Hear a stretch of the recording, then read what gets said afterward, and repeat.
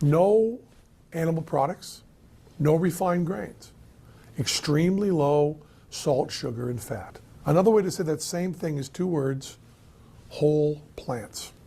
That's all. That being said, every couple of weeks, at least 2 weeks go by, but every couple of weeks, I just eat without thinking.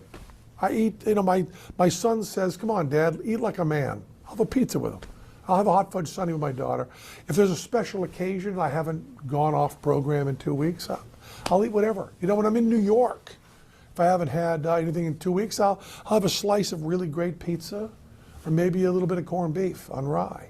But that is an occasional, rare, and appropriate meal. That's a special thing. It's not a cheat. I don't cheat because it's part of my plan.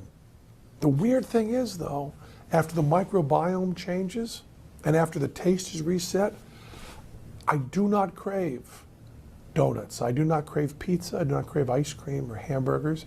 They taste okay when I have them. Oh, that's really not true. Chicken disgusts me now.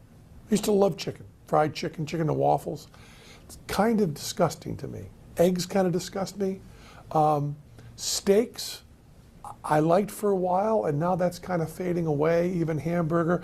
Everybody I know that's gone through this, we've lost altogether, a bunch of us, like 5,400 pounds. And I was just talking to a couple of what we call ourselves cronuts after Ray Cronice. I was talking to a guy last night, and he was just saying, no, hamburgers have fallen away too. And I realized the other day I was in an airport. I was stuck for 10 hours in an airport. And I said, I'm going to eat for entertainment because I got nothing to do. And so I just said, it's been a few weeks since I ate badly. Just eat whatever I want. And I realized after, without even noticing, I had cookies, I had a bagel. I hadn't eaten any meat at all. And they were all there, barbecue places, good ribs places, McDonald's. I lost the taste for it, which is really remarkable because I would have never guessed that. I would have never guessed it. And if someone had told me, oh, by the way, you just won't want this stuff. So the kind of punchline to this whole thing is after this whole incredibly restrictive diet and all of this willpower and all of this climbing a dietary Everest, as I sit here right now on the big think, I now eat whatever I want. But what I want has changed profoundly. I now eat whatever I want, but what I want has changed profoundly. I now do whatever I want, but what I want has changed profoundly. That's the goal of transformation in the kingdom of God. To become the kind of person who naturally does what Jesus would do.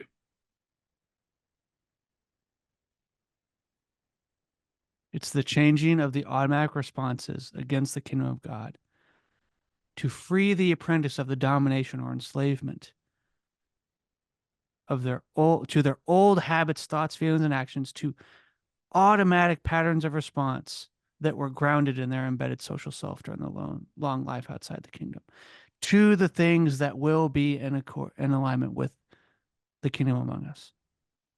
And if you watch earlier in the interview, Penn Jillette talks about how he grew up on the East Coast. He grew up in New England. He loved like corn on the cob and butter and salt and all this stuff. And then he went on a mono diet. He ate just potatoes for like a month or two. And then he said, I ate a cob of corn and I had put nothing on it. And it was like one of the most tasty things I'd ever had in my life. He's like, before I'd have to lather it in butter and cover it in salt. I love doing that. But he's like, then I could eat it, by itself. And it was just as tasty as the thing it had to cover and all this other stuff before.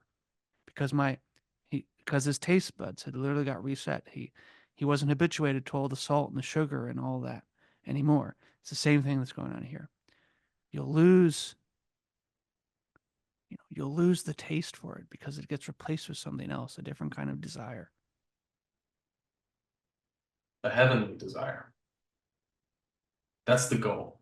And there are a lot of forms of theology that don't think that's possible. We've talked about some of them before.